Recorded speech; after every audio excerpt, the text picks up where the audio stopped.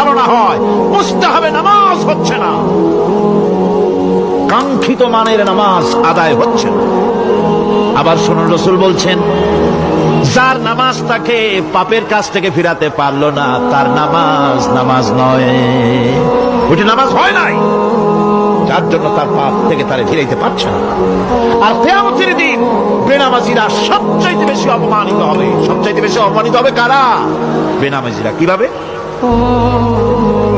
يوم يكشف عن ساق ويدعون إلى السجود. مسلم؟